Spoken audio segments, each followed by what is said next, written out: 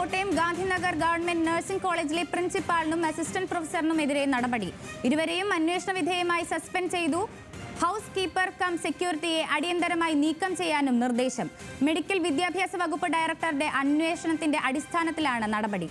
വിവരങ്ങളുമായി ഗോകുൽ രമേശ് ചേരുന്നു. ഗോകുൽ, ഇപ്പോൾ മെഡിക്കൽ കോളേജ് നഴ്സിംഗ് കോളേജിലെ പ്രിൻസിപ്പാളിനും അസിസ്റ്റന്റ് പ്രൊഫസറിനും എതിരെ നടപടിയെടുത്തു എന്ന പുതിയ വാർത്തയാണ് വരുന്നത്. എന്തൊക്കെയാണ് വിശദാംശങ്ങൾ?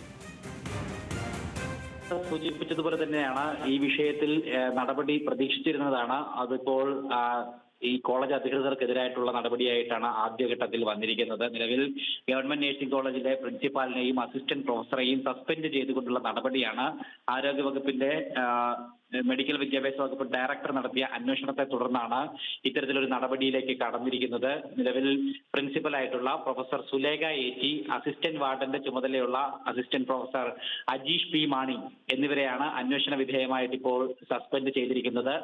നിലവിൽ ആരോഗ്യവകുപ്പ് പറയുന്നതനുസരിച്ച് ഈ റാഗിംഗ് തടയുന്നതിലും ഇടപെടുന്നതിലും ഇവർക്ക് ഗുരുതരമായിട്ടുള്ള വീഴ്ച പറ്റി എന്ന് കണ്ടെത്തിയതിന്റെ അടിസ്ഥാനത്തിലാണ് ഇവർക്കെതിരായിട്ട് ഇപ്പോൾ നടപടി സ്വീകരിച്ചിരിക്കുന്നത് എന്നാണ് ആരോഗ്യവകുപ്പ് അറിയിച്ചിരിക്കുന്നത്. ഒപ്പം ഹൗസ് കീപ്പർ കം സെക്യൂരിറ്റിയെ അടിയന്തരമായി നീക്കം ചെയ്യാനും റിപ്പോർട്ട് അല്ലെങ്കിൽ നിർദ്ദേശം നൽകുകയും ചെയ്തിട്ടുണ്ട്. ആരോഗ്യവകുപ്പ് മന്ത്രി വീണ ജോർജിന്റെ നിർദ്ദേശത്തെ തുടർന്നാണ് മെഡിക്കൽ വിദ്യാഭ്യാസ വകുപ്പ് ഡയറക്ടർ ഈ സംഭവവുമായി ബന്ധപ്പെട്ട അന്വേഷണം നടത്തുകയും ഇത്തരത്തിൽ പ്രിൻസിപ്പാലിന്റെയും അതോടൊപ്പം തന്നെ അസിസ്റ്റന്റ് വാർഡന്റെ ചുമതലയുള്ള അസിസ്റ്റന്റ് പ്രൊഫസറുടെ ഭാഗത്തു നിന്നും ഗുരുതരമായിട്ടുള്ള വീഴ്ച സംഭവിച്ചതായിട്ടുള്ള കണ്ടെത്തലുകൾ ഉണ്ടായത്. അതിന്റെ അടിസ്ഥാനത്തിൽ അന്വേഷണ വിധേയമായിട്ടാണ് ഇപ്പോൾ ഈ രണ്ട് ഉദ്യോഗസ്ഥരെ സസ്പെൻഡ് ചെയ്തിരിക്കുന്നത്. അതോടൊപ്പം തന്നെ ഹൗസ് കീപ്പറെ അടിയന്തരമായിട്ട് ആ സ്ഥാനത്ത് നിന്നും നീക്കം ചെയ്യാനും കർശനമായിട്ട് നിർദ്ദേശം നൽകുകയും ചെയ്തിട്ടുണ്ടായിരുന്നു. ഒപ്പം ഇതുമായി ബന്ധപ്പെട്ട തുടർ നടപടികളും പ്രതീക്ഷിക്കുന്നുണ്ട്. നിലവിൽ ഈ പ്രതികളായിട്ടുള്ള 5 വിദ്യാർത്ഥികൾക്കെതിരെയുള്ള നടപടികൾ കൂടി വരുന്ന ദിവസങ്ങളിൽ പ്രതീക്ഷിക്കുകയും ചെയ്യുന്നുണ്ട്. പ്രതികളെ നിലവിൽ സസ്പെൻഡ് ചെയ്തിരിക്കുകയാണ് കോളേജിൽ നിന്നും.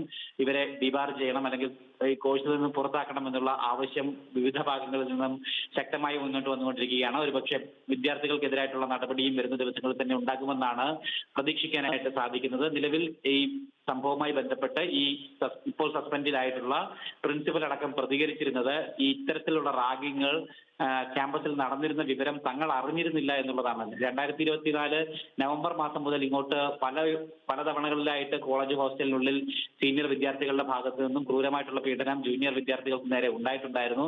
ഇതൊന്നും തന്നെ തങ്ങൾ ഇതുവരെ അറിഞ്ഞിരുന്നില്ല എന്നാണ് പ്രിൻസിപ്പൽ അടക്കമുള്ള കോളേജ് അധികൃതർ വ്യക്തമാക്കിയിരുന്നത്. ഒപ്പം ഈ അസിസ്റ്റന്റ് വാർഡൻ അയാൾ ആ ഹോസ്റ്റലിൽ തന്നെയാണ് താമസിക്കുന്നത്. അദ്ദേഹവും ഈ വിവരമൊന്നും അറിഞ്ഞിരുന്നില്ല എന്നാണ് പ്രിൻസിപ്പൽ പറയുന്നത്. കുട്ടികൾ ഈ വിവരം തങ്ങളോട് പറഞ്ഞിരുന്നില്ല എന്നുള്ള ഒരു ന്യായീകരണമായിരുന്നു ഈ സംഭവവുമായി ബന്ധപ്പെട്ട് കോളേജ് അധികൃതർ നൽകിയിരുന്നത്. എന്തായാലും അവർ ആ വിവരം അറിഞ്ഞിരുന്നില്ല എങ്കിൽ അതിനുള്ള കൃത്യമായിട്ടുള്ള നടപടിയാണ് ഇപ്പോൾ ഉണ്ടായിരിക്കുന്നതെന്ന് നമുക്ക് വിലയിരുത്തേണ്ടിയിരിക്കുന്നു. കാരണം അവരുടെ ഭാഗത്തുനിന്ന് വീഴ്ച ഉണ്ടായിട്ടുണ്ട് എന്ന് ആരോഗ്യവകുപ്പ് തന്നെ കൃത്യമായിട്ട് കണ്ടെത്തുകയും ചെയ്തിട്ടുണ്ട്. എന്തായാലും ഈ നടപടി ഉണ്ടായിരിക്കുകയാണ്. ഇതുമായി ബന്ധപ്പെട്ട തുടർ നടപടികൾ വരുന്ന ദിവസങ്ങളിൽ ഉണ്ടാകുമെന്ന് തന്നെയാണ് പ്രതീക്ഷിക്കുന്നത്. വിദ്യാർത്ഥികളായിട്ടുള്ള പ്രതികൾക്കും ഈ സമാനമായിട്ടുള്ള നടപടി അവരും നേരിടേണ്ടി വരുമെന്ന് തന്നെയാണ് നമുക്ക് കരുതാൻ സാധിക്കുന്നത്.